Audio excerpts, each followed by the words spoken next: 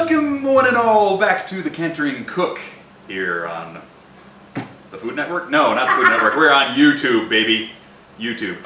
But we're going to tell you a little bit about what we came up with for the Cantering Cook. Instead of just doing something every month, we are going to take you on a gastronomically wonderful tour. Adventure of the lands of Equestria. Yes, we're going to go to all the different lands. We're going to take a piece of culinary history of that area, and we're going to make it for you. Yep. Yes. So we're going to go to Meritonia. We're going to go to Saddle Arabia. We're going to go to the Crystal Empire. We're going to go to Manhattan. We're going to go to all these places. Of course, Ponyville. Of course, Appaloosa. But tonight, I think we're going to go see some Gryphons. Because I got my own Gryphon right here. Chef Lynx, she's going to help me make Gryphon Scones for you. Gryphon Scones! And we're going to try to do it as close as we can to what was in the episode. Except for the flavor. Except for the flavor. We don't want to be throwing no rocks. No. So, with that, let's get started. Yes. So what we have here are the dry ingredients for our scones. We have unbleached all-purpose flour. We have sugar, salt, unsalted butter, and the ever-important baking powder. The unsalted butter is important. You never want to use salted serving butter in baking because you're already adding salt. This way you know exactly how much is in here.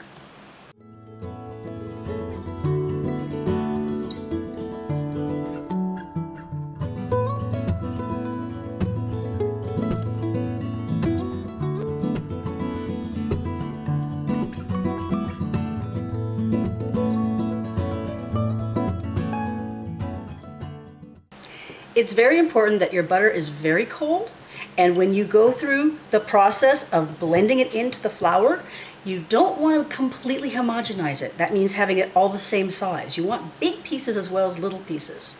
So this way, when the scones melt and rise, there will be these little bits of very tasty butter and flavoring.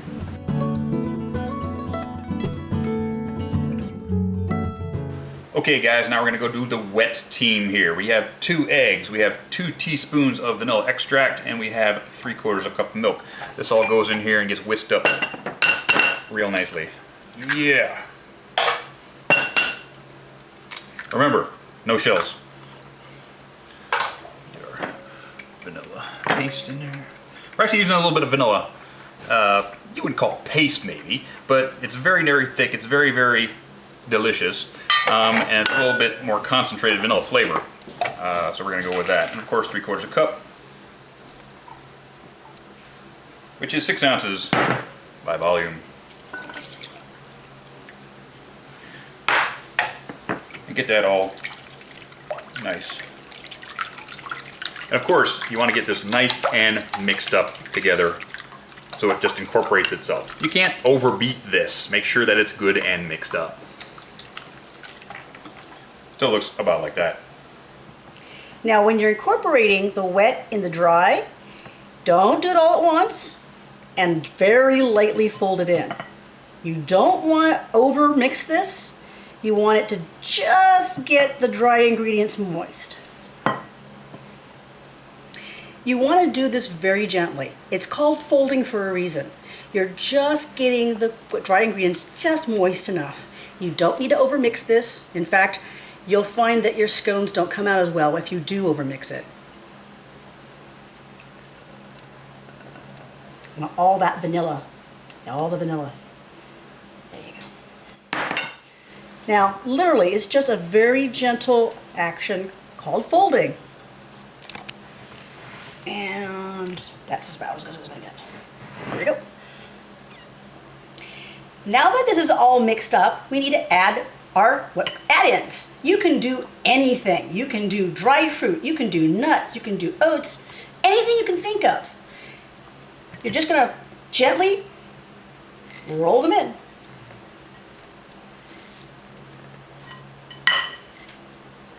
In this case, let's go for rolled oats.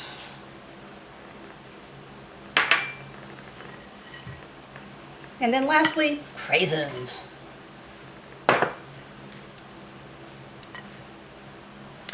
Okay, now that Chef Lynx has gotten all of our goodness into this dough, we're gonna put it out on a rolling sheet, but we're not gonna roll it. We're just gonna press it down a little bit so we can get a nice thick dough that we can cut our rounds out of. Okay, we've got our rolling mat down with a little bit of flour on top, a little bit of flour on hands. And we wanna bring this together without melting these big chunks of delicious butter. So you wanna use it, you wanna manhandle it as little as possible.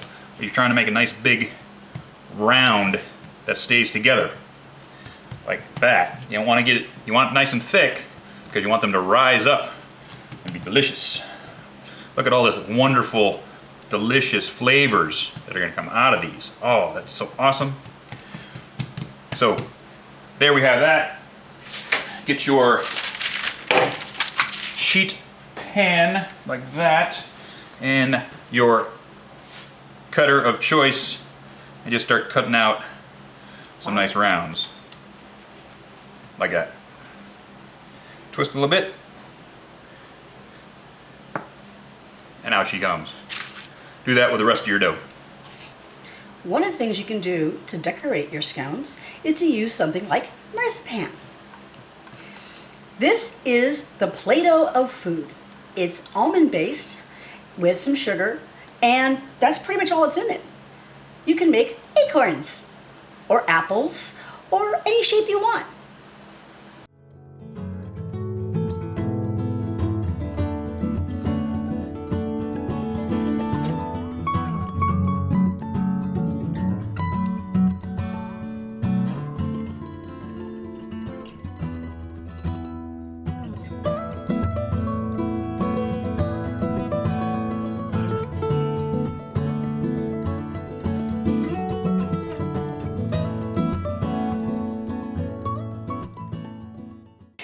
And now we have cut our scones and we've made little marzipan acorns. We've cut them in half so that there's not an overwhelming amount of almond on top. But before we do anything else, these need to go into the freezer. Really good idea to do it for about half an hour or so that the butter stays absolutely cold and the wheat gluten will not form, because you want to keep these nice and tender.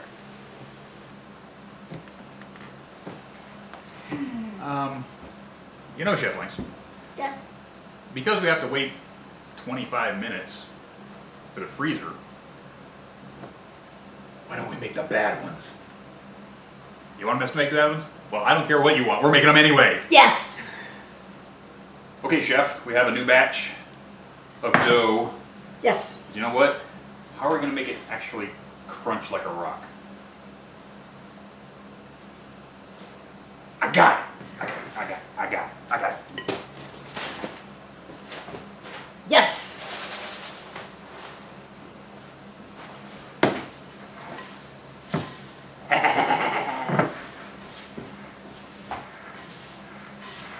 Let's throw some other stuff in there. We're gonna. We might throw some. What do you want to throw there? What do you want? Pistachios. Pistachios, yes, for the crunches. Yes. And the earthy flavor. The earthy flavor. Ooh, this is awesome. I can already hear the snap, crackle, and the pop.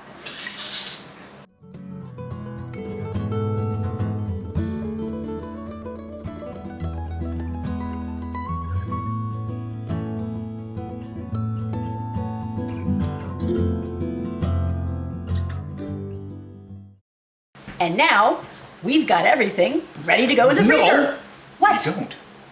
You're missing the twigs and the sticks. Oh, yeah. Yeah, twigs and sticks. Yeah.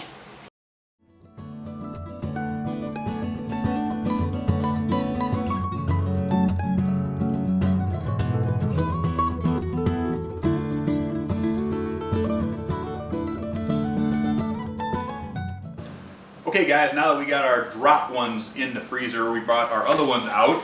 They look awesome. They're gonna get a bit of egg wash right now. And then we're gonna put them in the oven over there. And when these are done, then the others will come out and then we'll put those in the oven. And in just a little while now, we're gonna have delicious Gryphon Scones for you to check out. So come back, don't go nowhere.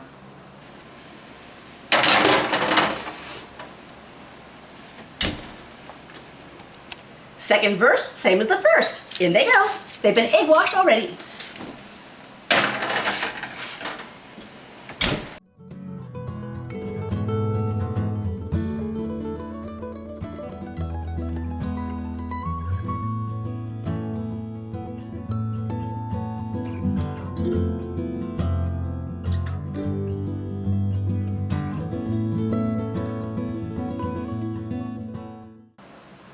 And with that, we have some delicious Gryphon Scones. Pre-pinkie pie? Pre-pinkie pie, but edible. Post-pinkie pie. Post-pinkie pie, really edible. They're both edible because, of course, we used our baking powder. These are delicious with coffee, with tea, Milk. a little milk. Great for breakfast. You can make these up on Sunday and have them all week. You can make them savory and you can make them sweet. Absolutely. They are a broad range of things you can do with them. Any fruits, any nuts, whatever you want to do. Make sure you check the recipe below, and you can do anything you want with it. And that ends our whirlwind adventure in the Gryphon Empires. Yes, in the Gryphon Empires. So next month, we're going to go to the heartland of Equestria, Ponyville. That's right, we're going to Ponyville next month, so don't miss it. We'll see you next time. Baking powder makes friendship and baked goods fluffy and delicious.